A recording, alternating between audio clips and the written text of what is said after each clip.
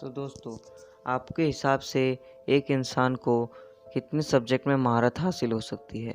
2, 4, 6? मगर आज हम जिस व्यक्ति के बारे में बात करने जा रहे हैं, उन्हें कम से कम 10 से भी ज़्यादा सब्जेक्ट्स में महारत हासिल थी। तो हेलो दोस्तों, वेलकम टू हिस्ट्री पॉइंट। और आज हम लोग बात करने जा रहे हैं the great Leonardo da Vinci के ऊपर। तो उन्हें जिन सब्जेक्ट में महारत हासिल थी, वो सब्जेक्ट थे जो कि पहली थी साइंटिस्ट, फिर मैथमेटिशियन, फिर पेंटर, फिर architect, sculptor, inventor, engineer, harmonist और स्किल्ड मैकेनिस्ट। उन्हें इन सब सब्जेक्ट में महारत हासिल थी। इसके अलावा उन्हें एटनॉमी, जियोलॉजी, हिस्ट्री, एस्ट्रोनॉमी और बॉटनी के ऊपर भी बहुत पढ़ना अच्छा लगता था। उन्होंने इन सब सब्जेक्ट्स के ऊपर कम से कम 7,000 पेजेस से भी ज़्यादा लिख दिए थे। लियोनार्डो दा विंची का जन्म विंची शहर में 14 अप्रैल 1452 को हुआ था। लियोनार्डो दा विंची के फादर एक नोटरीमैन थे, जिसका मतलब था वो जनरल इंफॉर्मेशन और सर्टिफिकेट्स बनाते थे, जबकि उनकी माँ एक लो स्टैंडर्ड वूमेन थी। इसीलिए लियोनार्डो दा विंची के माता पिता की कभी शादी नहीं हो पाई।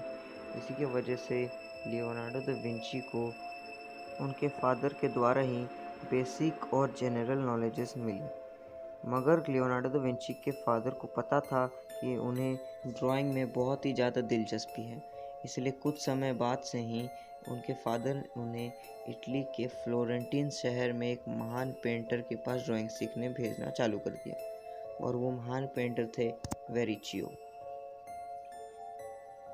मगर कुछ समय बाद ही लियोनार्डो दा विंची अपने टीचर वेरिचियो से भी ज़्यादा अच्छी पेंटिंग करने लगे, और उन्होंने द मोनालिसा और द लास्ट सपर पेंट किया। जैसा कि 14th सेंचुरी में साइंस को ज़्यादा महत्व नहीं दिया जाता था, और बल्कि बाइबल की सारी बातों को सच मान लिया जाता था, इसीलिए लियोनार्डो दा विंची ने बहुत सारी इन्वेंशंस किए, जिसके वजह से वो आम व्यक्ति के हिसाब से बहुत ही ज़्यादा आगे चल रहे थे। मगर आप में से ये बात बहुत लोगों को पता नहीं होगी कि लियोनार्डो दा विंची एक एम्बीडेक्सरस थे, जिसका मतलब था कि वो दोनों हाथ से लिख सकते थे।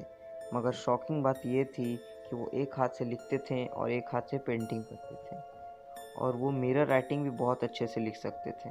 और कुछ लोग ये कहते हैं, जो बातों को वो गुप्त तरीके से रखना चाहते थे, उसी बातों को वो मिरर राइटिंग में रखते थे। मगर ये बात एक अफवाह भी लगती है, क्योंकि लियोनार्डो विंची ज़्यादातर अपना लिखाई मिरर राइटिंग में ही करते थे।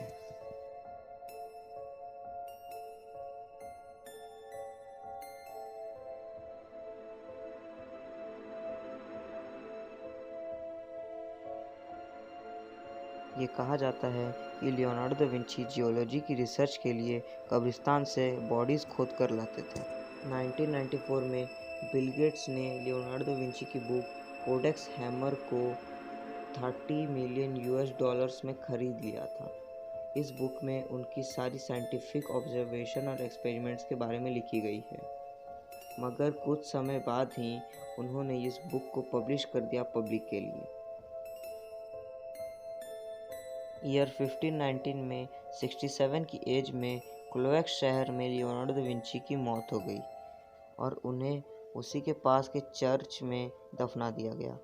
और वो चर्च आज फ्रांस के सेंट ह्यूबर्ट के एम्बॉय शहर में स्थित है।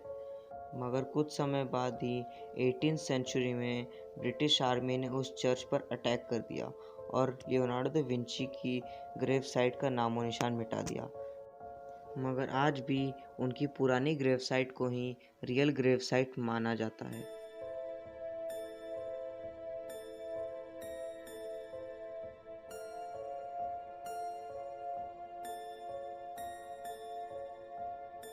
तो चलिए अब लियोनार्डो दा विंची की मोस्ट फेमस पेंटिंग मोनालिसा के ऊपर इंटरेस्टिंग फैक्ट्स देखते हैं।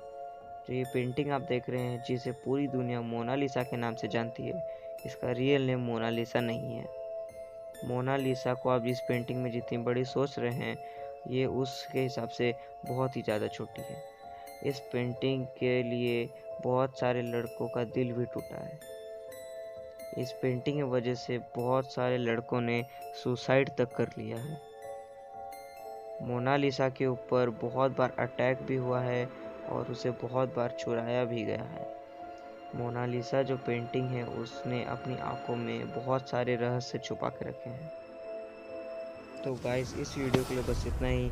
वीडियो पसंद आया तो वीडियो को लाइक कीजिए, चैनल को सब्सक्राइब कीजिए और बेल आइकन भी दबा लीजिए।